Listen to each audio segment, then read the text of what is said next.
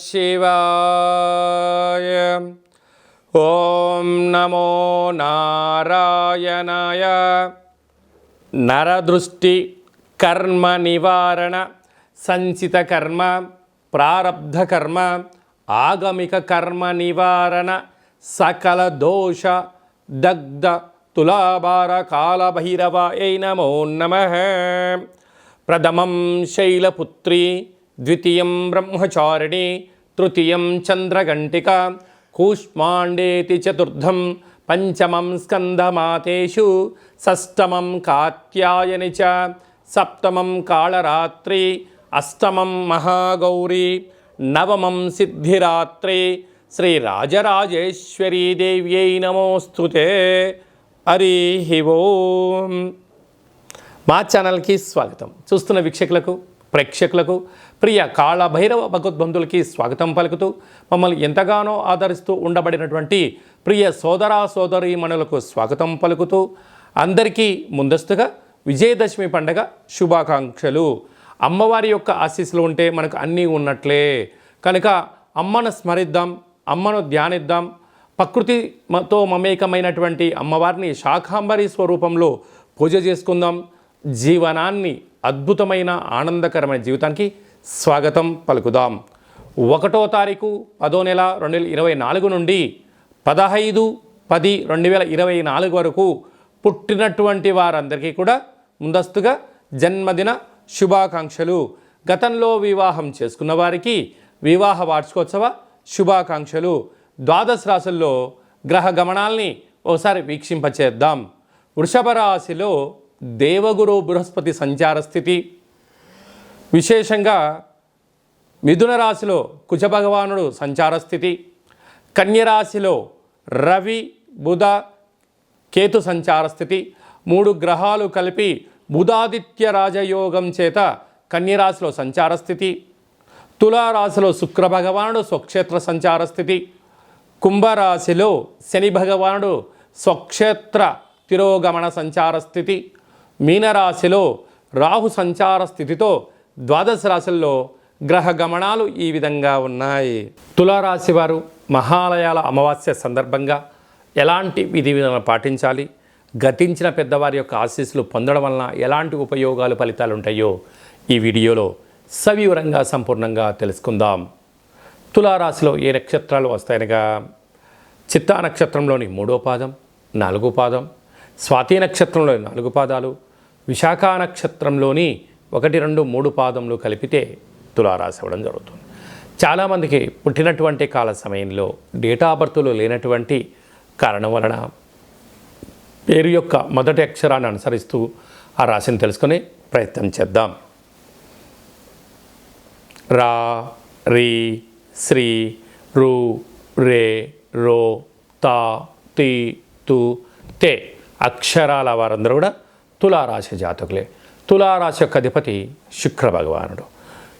ఈ యొక్క మహాలయాల అమావాస్య బుధవారం అవ్వడం, ఉత్తరాహస్త నక్షత్రం రోజు కలిసి రావడం వలన, ఈ రాశాధిపతి శుక్రుడు అవ్వడం వలన గతించినటువంటి వారికి గారెలను ఏర్పాటు చేయడం, లేకుంటే మినపవడలను ఏర్పాటు చేసుకోవడం, తెలుపు ధాన్యాన్ని ఏర్పాటు చేసి వస్త్రాలను దానం చేయడం, పక్షులకు కానీ అంటే కాకులకు కానీ, జలజీవరాశులకు చేపలకు కానీ, అలాగనే పక్షులకు కానీ నవధాన్యాలను చల్లడం వలన, లేకుంటే తెల్లటి బియ్యాన్ని కానీ జొన్నలను కానీ చల్లడం వలన వారు ఆ రూపంలో ఆ పదార్థాన్ని స్వీకరించి వీరికి శ్రీరామ రక్షగా వారు ఏదైతే అనుకుంటారో ధనకనక వస్తు వాహనాలను సిద్ధించును కాక, ఆ చంద్రార్క వంశాభివృద్ధి కలుగునుగాక అని చెప్పి ఆశీర్వదించడం వలన తులారాశి వారు నిత్యం ఆనందభరితంగా జీవితం ఆస్వాదించడానికి ఎన్నో అవకాశాలు ఉన్నాయని చెప్పి గమనించాలి. అలాగనే రాశిలోనే శుక్రభగవానుడు ఉండడం వలన నూతనమైన వాహనాలు, సుఖ సౌఖ్యాలు, విలాసవంతమైన జీవితం, అలాగనే నూతనమైనటువంటి బంగారు ఆభరణాలు, షేర్లు, క్రయ విక్రయాలు, లగ్జరీ లైఫ్ ఆస్వాదించడానికి మంచి కాలము మీ ముందర ఉంది. అదియే కాకుండా పంచమ స్థానంలో శని భగవానుడు ఉండడం వలన శీఘ్రమేవ వివాహం, సంతాన యోగం, పిల్లల యొక్క చదువులు, పిల్లల యొక్క వృద్ధి, పిల్లలకు స్థిరచరాస్తులను ఏర్పాటు చేయాలనేటువంటి విజయం, మీ చిరకాల కోరిక నెరవేరబోతుంది. 6వ స్థానంలో రాహు సంచార స్థితి ఉండడం వల్ల అంతర్గతమైన శత్రువులు పొంచి ఉన్నారు. అనారోగ్యం రాబోతుంది.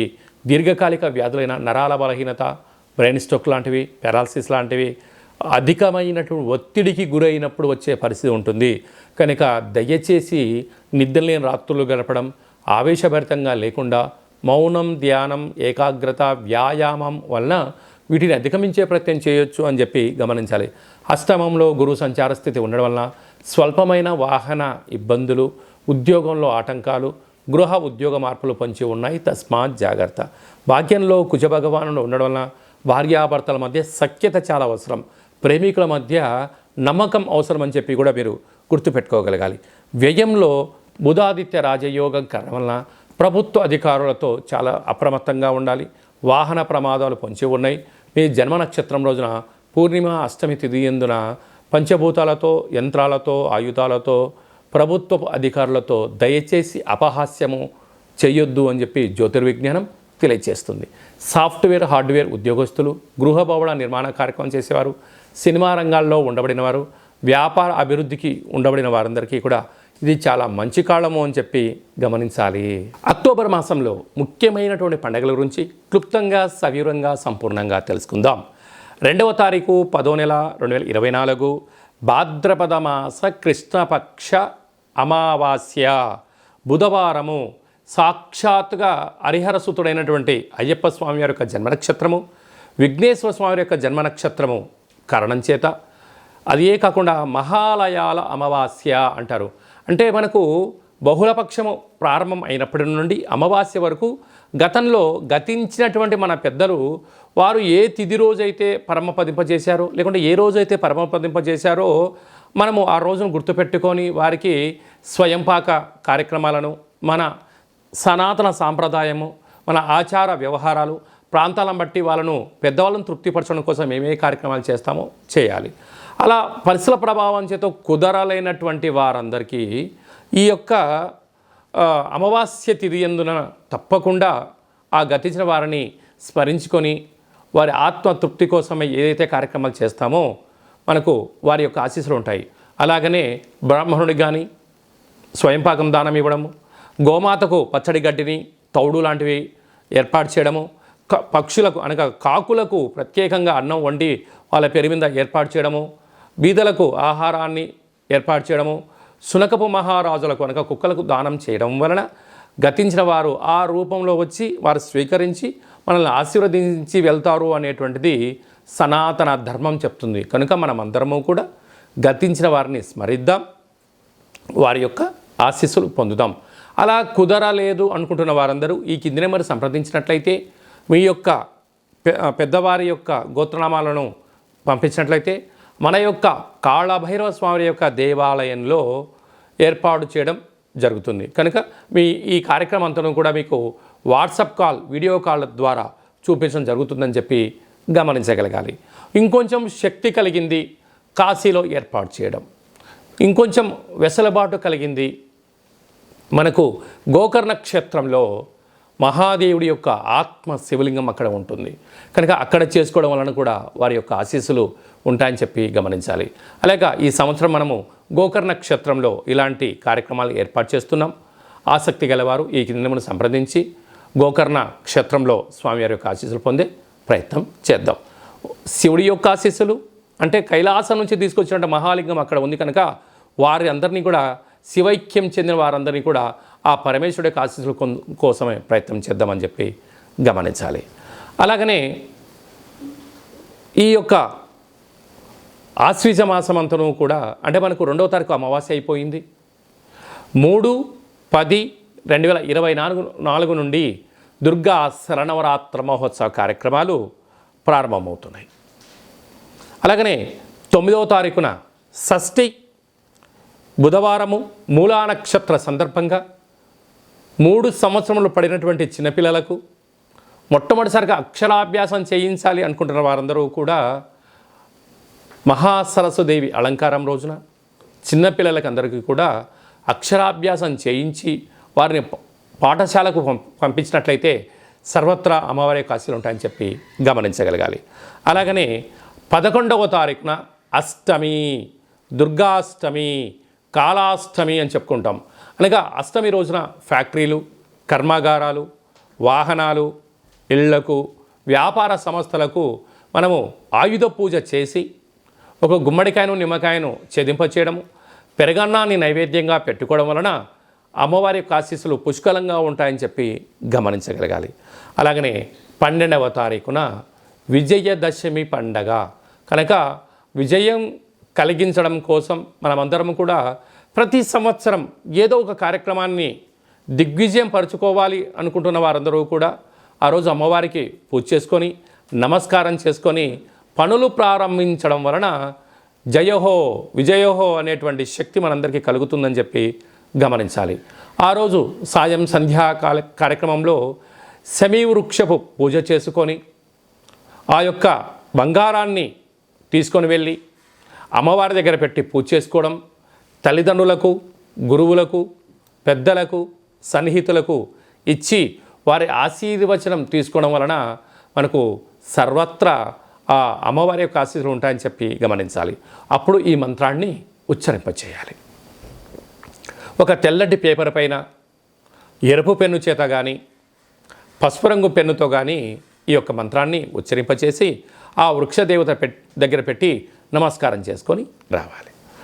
ఓం శమి శమైతే పాపం శమి శత్రు వినాశనం అర్జునస్య ధనుర్ధారీ రామస్య ప్రియదర్శనం శ్రీ అపరాజితాదేవ్యై నమోస్తుతే అనేటువంటి మంత్రాన్ని 27 సార్లు ఉచ్చరింప చేసుకొని అక్కడ అమ్మవారి దగ్గర ప్రదక్షిణ చేసి నమస్కారం చేసుకోవడం వలన రాముడు ఎంతటి విజయాన్ని పొందాడో మనకు కూడా అలాంటి విజయాన్ని ప్రసాదించమని అమ్మవారిని కోరుకుందాం. కనుక ఈ అక్టోబర్ మాసంలో అమ్మవారి యొక్క ఆశీస్సుల కోసం కనీసం ఈ 9 శరన్నవరాత్రుల రోజుల ఆవాసం ఉండడం, భగవంతుడు అమ్మవారి యొక్క సేవలో ఉండడం, లలిత సహస్రనామ పారాయణ వినడం, ఏది మంత్రాన్నైనా ఒక మంత్రాన్ని సాధన చేయడం వలన మనకు అద్భుతమైనటువంటి ఆయుర్శక్తి కలుగుతుందని చెప్పి గమనించాలి.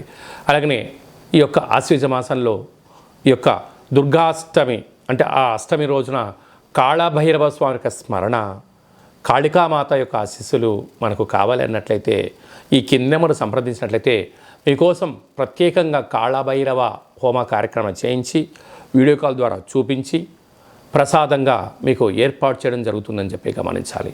ఈ యొక్క పాత్ర కంచు పాత్ర అంటే కంచు మోగినట్టు కనకము మోగదు గదరాసుమతి అని చెప్తూ ఉంటారు. ఈ యొక్క పాత్రను మనం ఒక్కసారి గమనించినట్లయితే ఈ యొక్క పాత్రలో 12 రాసులను అచ్చు వేయడం జరుగుతుంటుంది. ఈ పాత్రతో ఉపయోగాలను ఒక్కసారి మనం తెలుసుకుందాం. ఇలా ఒక్కసారి శబ్దం చేసినట్లయితే ఓంకార శబ్దం రావడం జరుగుతూ ఉంటుంది.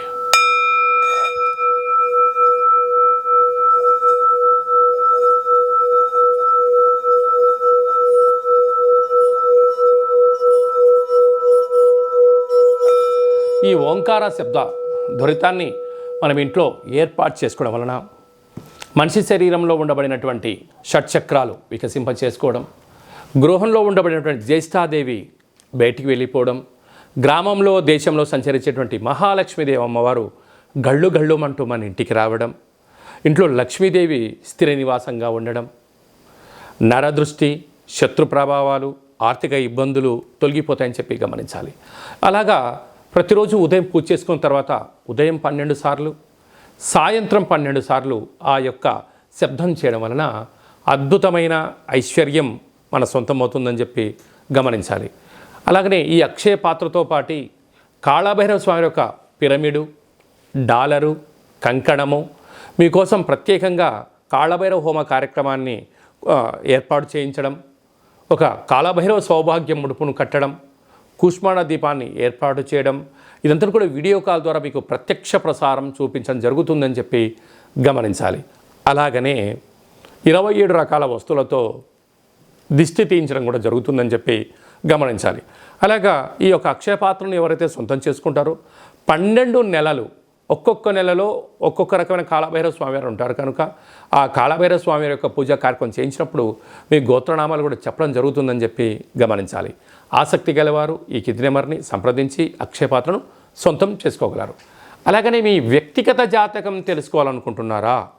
మీ యొక్క పేరు, పుట్టినటువంటి తిథి అంటే డేటు, నెల, సంవత్సరం, సమయం రాసి మీరు వాట్సాప్లో పంపించగలిగినట్లయితే సంపూర్ణంగా 100 సంవత్సరాల జాతకాన్ని వ్రాసి పంపించి మీరు పుట్టినప్పుడు గ్రహ గమనాలు ఎలా ఉన్నాయి, ప్రస్తుత కాలమాన ప్రకారంగా గ్రహాలు ఎలా ఉన్నాయి, రాబోయే కాలంలో ఎలా ఉండబోతున్నాయో భూత భవిష్యత్ వర్తమానాన్ని తెలియజేయడం జరుగుతుందని చెప్పి గమనించాలి. చాలామందికి పుట్టినటువంటి కాల సమయంలో డేటా బర్తులు లేనటువంటి వారికి పేరు యొక్క మొదటి అక్షరాన్ని అనుసరిస్తూ రాశిని తెలియచేస్తూ గ్రహ సంచార స్థితిని తెలియచేస్తూ భూత భవిష్యత్ వర్తమానాన్ని గవ్వళ ద్వారా అనగా రమణ శాస్త్రం ద్వారా కాళభైరవ ఉపాసన చేత మీకు తెలియజేయడం జరుగుతుంది. ఆసక్తి గల వాళ్ళు మన యొక్క జాతకాన్ని ముందస్తుగా తెలుసుకొని భవిష్యత్తులో ఎలాంటి మార్పులు, మంచి మార్పులు రాబోతున్నాయి, ఎలాంటి అడ్డంకులు ఉన్నాయో తెలుసుకొని జీవిత గమన ప్రయాణంలో మనం ప్రయాణం చేయగలిగినట్లయితే అద్భుతమైనటువంటి జీవితాన్ని ఆస్వాదించడం, ఆనందకరమైన జీవితానికి మనము స్వాగతం పలకడం, అష్ట కష్టాలకు స్వస్తి పలకడం, అష్ట ఐశ్వర్యాలకి స్వాగతం పలుకుతామని చెప్పి గమనించాలి. కనుక మీ వ్యక్తిగత జాతకం తెలుసుకోవాలనుకుంటున్నట్లయితే ఈ కింది నెంబర్ని వాట్సాప్ ద్వారా కానీ, ఆన్లైన్ ద్వారా కానీ, ఫోన్ కాల్ ద్వారా కానీ అపాయింట్మెంట్ తీసుకొని సంప్రదించగలరు. అందరికీ ఆధ్యాత్మిక సలహాలు, సూచనలు ఇవ్వడం జరుగుతుందని చెప్పి గమనించాలి. అలాగనే మీ అబ్బాయికి కానీ అమ్మాయికి కానీ ఎంత ప్రయత్నం చేసినా వివాహం అవ్వడం లేదా? ఎందుకు వివాహం అవ్వడం లేదు? జాతకంలో ఎలాంటి యోగాలు ఉన్నాయి, ఎలాంటి దోషాలు ఉన్నాయి తెలుసుకునే ప్రయత్నం చేద్దాం. వచ్చినట్టు వధువు కానీ వరుడు యొక్క జాతకాన్ని, మన యొక్క అబ్బాయి అమ్మాయి జాతకాన్ని గణాలు గుణాలు ఎలా కలుస్తున్నాయో తెలుసుకుందాం. వివాహ తదనంతరం వీరి యొక్క వైవాహిక జీవితం సంతాన యోగము, గృహయోగము, వ్యాపార యోగము, సామ్రాజ్య పట్టాభిషేక యోగము అలాంటి ఎన్ని యోగాలు ఉన్నాయో కూడా ముందస్తుగా తెలుసుకునే ప్రయత్నం చేద్దాం.